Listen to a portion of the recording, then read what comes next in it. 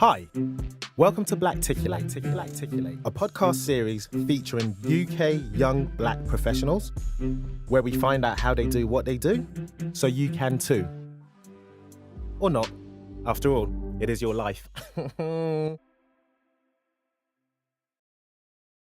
Hey guys, welcome to Blacticulate, the first ever episode we did. God, this was in October 2015, when we launched Black History Month for the UK. You already know, people are thirsty for content, for black content during this month. But we won't get into that. Ade, relax. And we have Nastassja, who is the founder of a cake company called the Indulgent Sugar Plum. Now, she pretty much gives us a good overview on how she got started. And it's funny because if you look her up, she's killing it in the game. And she actually has her own cafe, which is down on Walworth Road. So if you guys are in Elephant and Castle, Camberwell, South East area, try and check it out. But anyway, without further ado, here is Nastassja. Hope you enjoy. Bye. All right, Stash, you really got to hit us, talk to us. You got to tell us everything about what you're doing, the positives, maybe the negatives, but still the positives mainly. And let's crack on. So give us your name and give us how you identify yourself. My name's Nastassja. I am the creator of the Indulgent Sugar Plum, which is a cake company, I should say, that I created about 3 years ago now. I would say it's not just about cakes, it's more of a lifestyle. And cakes is just one of the things that has got it started, which I specialize in now. It's not about cakes, it's a lifestyle. It's cakes. It's cakes. Basically, when I say it's not just about cakes, it's a lifestyle. Because they're artistic cakes, and it dribbles into fashion. It dribbles into generally fine art or art. Because they are the beautiful yeah, cakes. They're just what it is. Beautiful cakes. Yeah. What it is much more of a lifestyle, meaning it's more of an experience. So it's not just like one of those cakes you get into a shop and everybody sings happy birthday to you if it's a birthday, or just a wedding cake that you see and it's tiered up with flowers. It's pretty much a spectacle. I like to hold up, but let's whilst you guys are listening to this. Yeah, let's hit up. My Instagram is Ms Sugar Plum. Yeah. Hit me up. Have a look at them. I'm sure you'll understand when I say it's a lifestyle and they're much more of a spectacle. You'll understand this now. Yeah. So the Sugar Plum is all about an experience. So it's from the first moment you get your cake up until your first bite, up until you finish the cake. All I want for you to say, or all I want your guests to be talking about, is a sugar plum, is a cake. And I cannot deny that is what most people get. That's the reaction you're going to get. Yeah, 100%. Anyway, guys, you're having a look at it. So I guess we know your business. Now we need to know how this came about. Okay. So start however you want to start. Give us everything. So hopefully there might be a copycat. Yeah, I'm sure that there are people out there who are starting to bake or starting just to do their own kind of creative company. Personally, I started back when I worked for a company called Diesel. I was just baking generally there. And Diesel, the fashion brand. Diesel, the fashion brand. I worked for them at the front of house for 4.5 years. And I was baking whilst I was there. It was just something I started to get me known in the company, or just break the ice with people. Worked a treat. And they intended. They literally, as I started it up, they really encouraged me. They were like, people always used to ask me if I was starting it as a business. And I was like, no, just a general hobby. But the more I did it, these are very well known for their events in-house. They asked me to do a lot of cakes for their in-house events. And from there, people just started ordering cakes from me. And I was like, okay, kind of followed that through, and the more people ordered, the more I kind of got serious about it. The more you realise it was a business. The more I realised, As opposed to this hobby. this was. I thought, I can earn a few dimes here. I can earn a few pounds here, And it was one person that really kind of inspired me. His name, I'm actually going to call him out. His name is Ben Andrews. I think he went on to work for Liberties now. Okay. But I remember having a conversation with him, and he really was all the time. It was like, Stash, make it into a business. Make it into business. You can do this. And I was always like, I don't know if anybody's going to buy from me. I'm a little black girl at the desk. Who's going to buy from me? Right. But he really encouraged me to do it. And it was our conversation we had when he said to me, don't be like Jamie Foxx in Collateral. And I've never watched Collateral. I still haven't watched Collateral. Right. But apparently Jamie Foxx's character talks about this business venture. But in the end, whether he dies or with Tom Cruise, he doesn't actually. Spoiler alert. Yeah, I'm sorry, but this is the whole gist of the thing, and I kind of got a bit grumpy after the conversation I had with him, because I thought, hold on, are you trying to compare me to Jamie Foxx, like because I'm black? And he was like, no, I'm just saying, don't be like his character, right? And it put fuel in my fire, and I was like, you know what? I need to prove this guy wrong. I need to actually take this a bit more seriously and really go for it. And at that point, I think the opportunity that I had working front of house at Diesel was that I came across a lot of clients who also saw my work, and I was very, being front of house receptionist, you have to be that friendly, bubbly person, of which I try to be on a daily basis. So is it just an organic growth then, I guess, from the fact that you knew those clients from Diesel and you were like, I can make some money from this? Or was there like a tipping point? Well, I had that kind of behind me to say I could kind of spread the word in that kind of sense.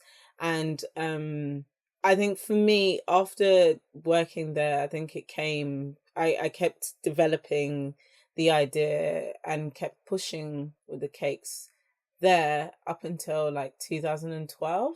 Right. And I kind of came to conclusion as well. My managers also knew that I baked, and she also gave me the advice, because it came to a crushing point of, Nastassja, what do you actually want to do? Here in Diesel, you're at the top basically of where your progression can go. Right. At that point I was office manager, wasn't it? Yeah, I was an office manager, and it was, well, I can either go into a HR route, or I can literally look at a new option, carry my cake option further. Don't know how I was going to do that, but in the conversation we had, she was like, you can stay at Diesel, but when you stay here, it's going to be much more crushing for you because the hours are longer and you've got something good going on here. So, we can push you to train you up and look for, probably if you want to, in a year's time, drop down to a part-time job or drop down part-time here. Oh, and so she gave me some, she gave me much more of an encouragement. It wasn't a conversation of saying like, we don't want you to grow, we want you to stay here. She saw a potential in me, and she saw how passionate I had become over the 4 years of being in Diesel with my cakes. And by this time, everybody in the office was ordering cakes from me. I can't imagine. I don't think that for external events they ordered. They went with a brand, because I was in a brand at that point.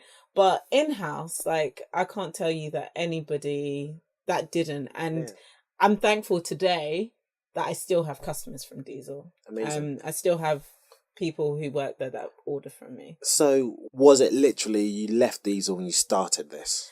I left Diesel, and I went down the route of, I found a new job, and it had less hours. Okay. It was a little bit more flexible than Diesel in terms of hours, and I thought, okay, well, I'll go work here. My strategy at that point was like, I'm going to work here and see how it goes. And what do you mean see how it goes? The cake business or working there? Yeah, it was more or less, I'll work here, see how it goes, because one thing I did was all of my capital for my business came from me working from Diesel. Right. I didn't get and still to this day, I haven't received any funding from anywhere.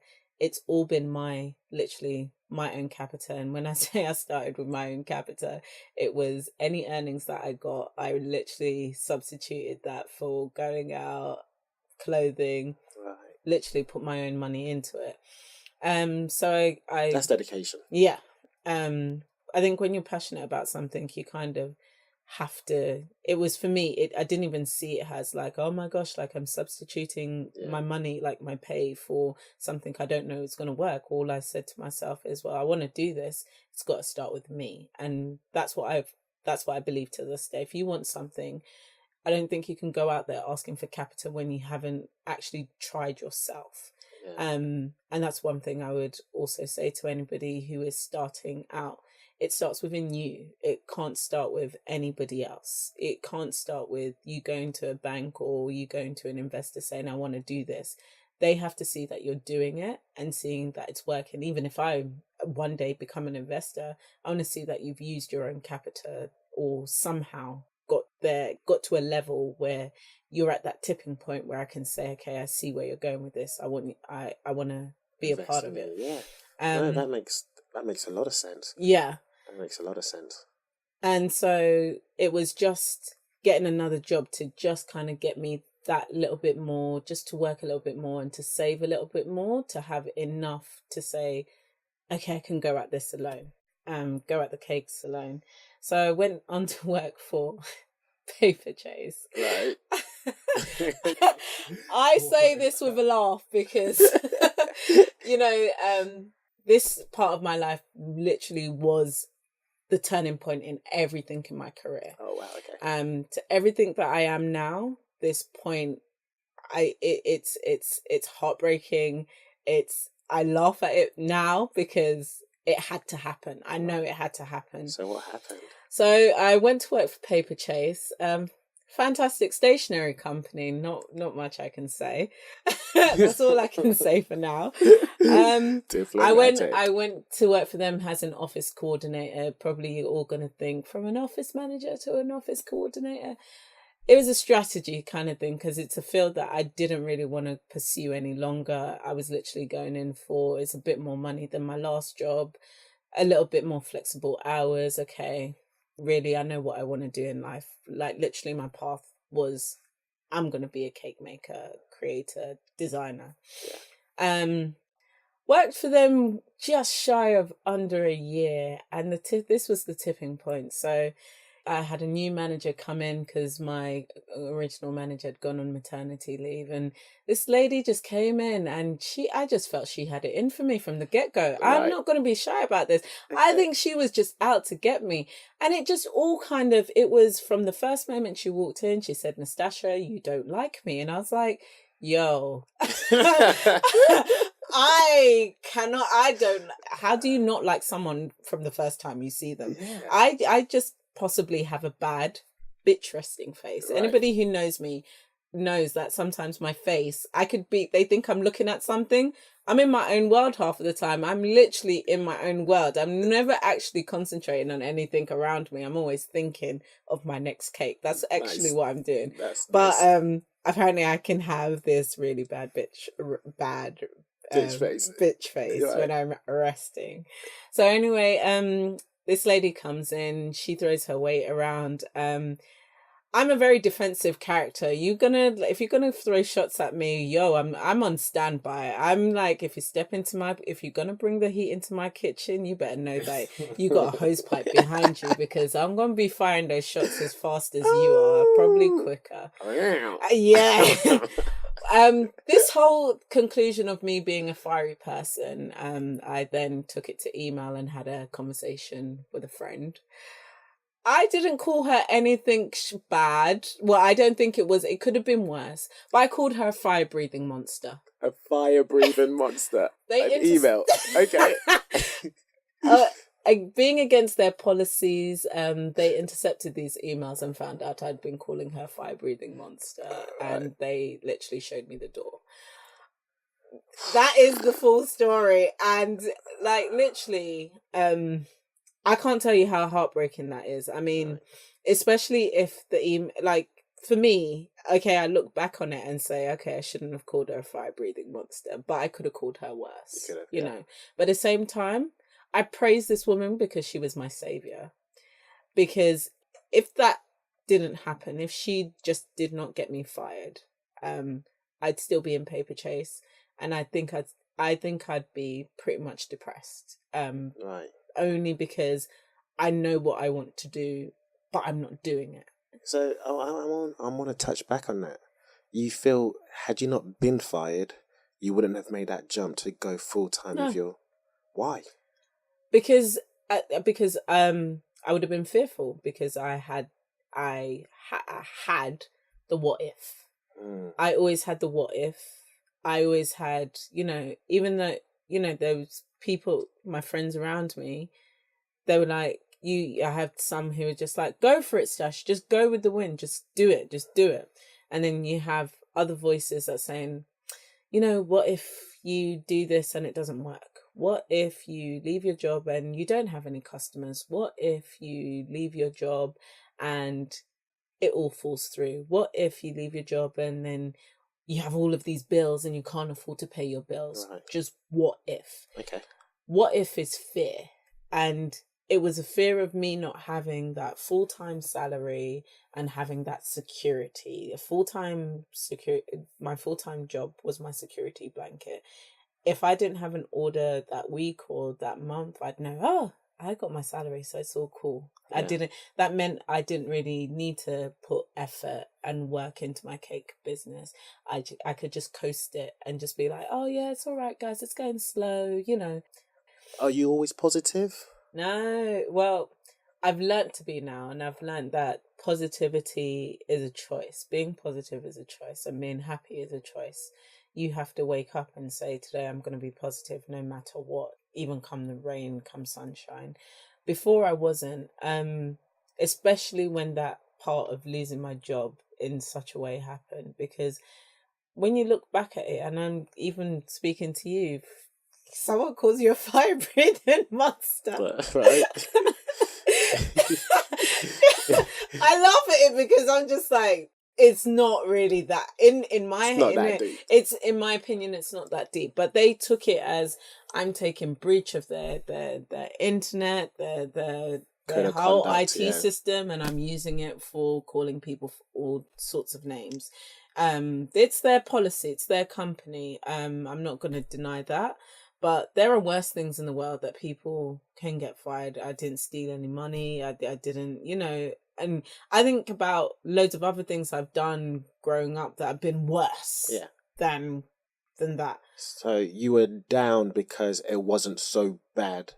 It wasn't. I didn't feel it was like something. I think, it was my first offense there. If it was like my last, like my fourth offense or my third offense, I could understand it. But because they just literally didn't give me a schoolgirl pass. They were that ruthless and said, get out. Right. Like, we don't want to work with you. And at that point, it hurt because I was like, well, so what am I supposed to do now? How am I supposed to get another job? That's on my record. All of these things, well, I just felt like a wave of like negativity. And I was just like, so what am I supposed to do now? Where am I supposed to? All I wanted was that capita. And I was angry at myself throughout it most because I know that wasn't me. I know it was because I was angry and I was frustrated in a job. I was frustrated with not just the job, of just life itself, because I know what I wanted to do, but it was just like I had a closed door. But when this happened, I woke up, it was weird because I was off, I wasn't working, I was just sitting there and I was pondering the funny thing is I had orders flying through the door at that time. So I had time to kind of wallow, but I didn't because I needed to complete these orders at the same time. And I would just remember one day I went to a job centre and the woman was asking me all sorts of questions like, why are you in work? You need to be at work. And I thought, hold on, that she couldn't even talk English properly. And I was not in any offense, but I thought, hold on, I really just don't need to be here. I actually don't need to be here. And she was asking me all these questions and I was thinking, I don't want to be in work anymore. I actually don't want to go back to work. And at that point, it clicked, and I was like, this is my route to freedom. This is actually, this is a blessing, because God is actually saying to me, okay, I heard you want to do this business. I'm going to chop off that lifeline, and I'm going to see how you're going to deal with this. You've got this great thing. You've got a gift. It's working. You're still having orders. Show me what you're going to do. You're going to run back to a security blanket and find a full-time job, of which was going to be harder for me because I had that massive dismissal. Right. That's what it was, a dismissal in front of me. How do you get over that? And I remember just going home next morning, and I sat my sister down and I said, okay, I've counted up all of the money that I've earned from cakes from the past years, and I've added that up, and I'm going to do it. And she was like, what are you going to do? I was like, I'm going to kick off. Like, this is my time.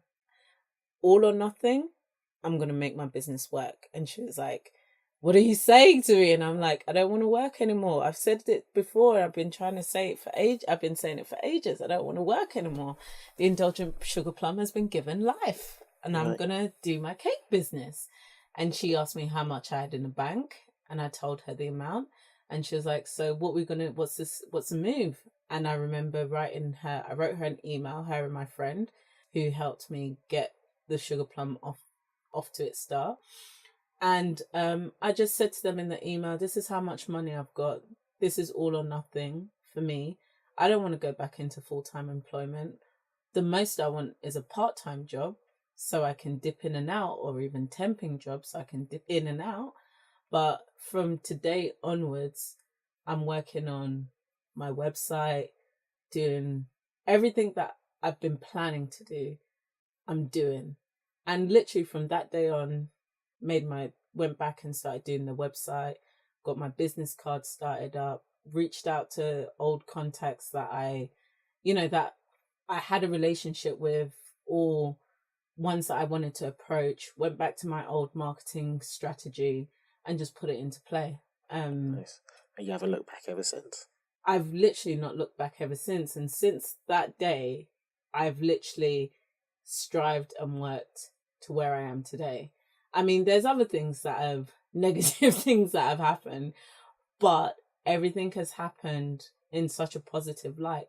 Today, I have a business. I have my company, the Indulgent Sugar Plum, and without me being fired, and I'll say this, Anna Wintour is like she's an inspirational woman, because as much as they say she's cold-hearted. This is a Vogue lady.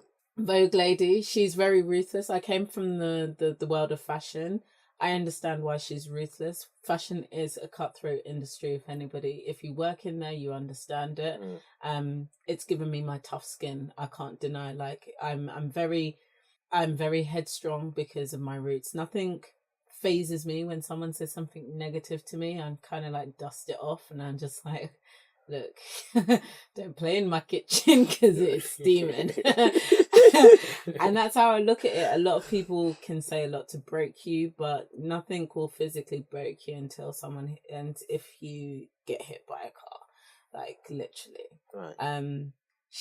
I remember reading an interview, and they asked her what she believes in career and how to get to where she is. And she said, nobody can be successful until you've been fired at least once. Right. And I believe that. Success comes from, for me, and in any kind of success stories that I've read, success comes from you have to be down and out in the dumps. Success doesn't come from just waking up and just doing it, unless you have the capita, unless someone gives you literally the capita.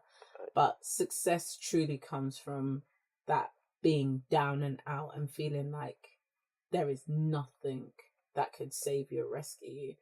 But that is where my success has come from. Yeah, it has amazing. Come from that very point of being let go and feeling like, man, I don't have anything, but I had something, but I was just scared.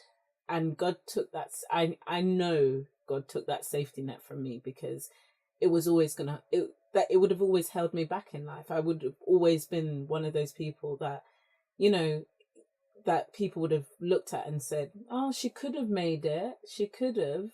Or, oh, you know, you've got such a talent. Oh, it's being wasted. And I heard that a lot as well, actually, in my job at Paper Chase. A lot of people used to say to me, you're so talented. You're just being wasted here at reception. Yeah. And I think after hearing that for so long, and me just crying and saying, God, I don't want a 9 to 5 anymore. I want a job for life. I want a job that I know I'm going to do for life and that I'm not going to retire from. He heard that cry, and that is literally how it happened. Today, I'm proud and I'm happy to say that I have what I've continuously dreamed about. It's working, and it's getting to where I know it's going to be and going to head. No, that's brilliant.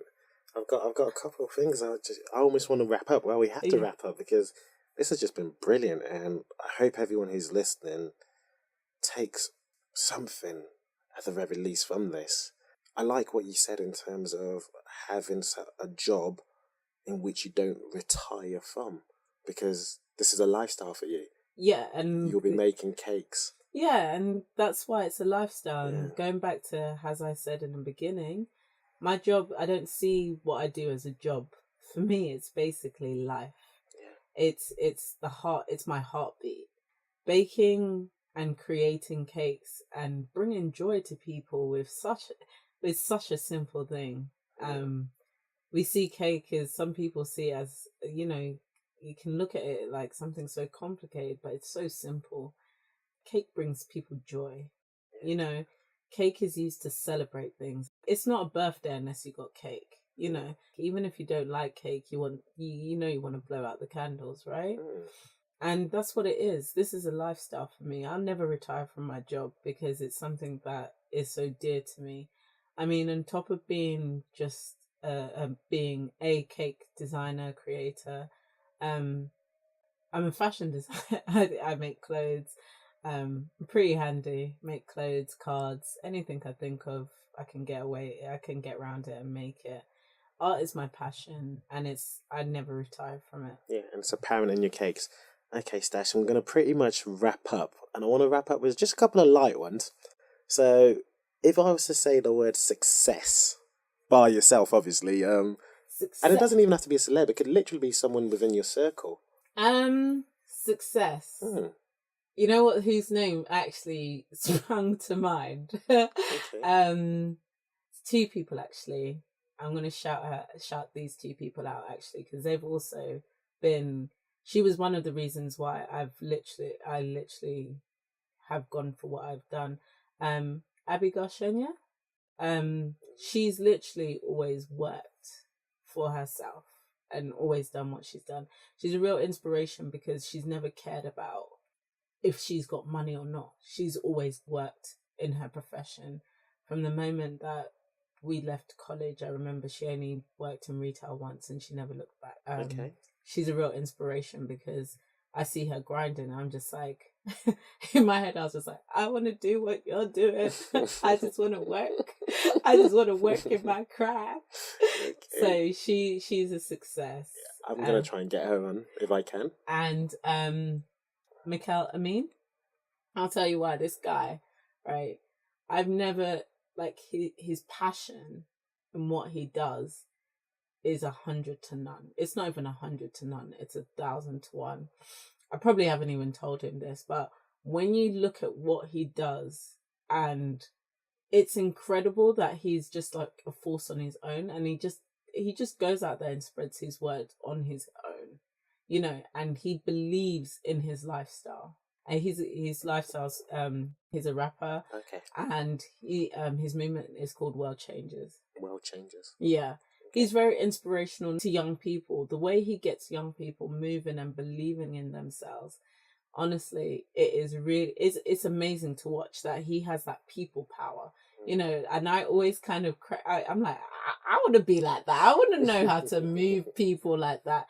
And he's really an inspiration.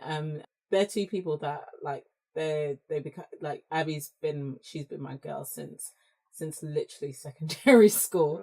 And Mikhail, I've known him through Abby, and he's a real inspiration to me. And I feel like we're pretty good. I mean, I just want to say Blacticulate. What does that mean to you? If I was to say the word Blacticulate. Power. Power. It actually means power, but also it means a network of people. I feel like it's a coming together of people. When I say Blacticulate, I feel it means the power of a group of people that come together with a force and with a message to deliver. Hopefully positive. Yes, a positive message. Brilliant. Nothing less. Well, guys, I mean, listen, if you want to get in touch with Stash, how can they do that, Stash? Well, you can always email me, the sugar-plum@hotmail.uk. Also, you can go to my Instagram. That is always open for you to see, and hopefully we'll be putting up some videos very soon as well, if we haven't already. Through my site. It's a bit long-winded, so I also recommend you go to my Instagram and click the link that is on my page. It's the Sweet Plum and superpr.wordpress.com. Okay. Well, if you've got any web designers who think they can help Stash with that, then definitely hit her up. And there's got to be loads of collaborations, particularly with, you should see what she does. I mean, she's amazing. So, yeah. That is that. This is another episode of Blacticulate.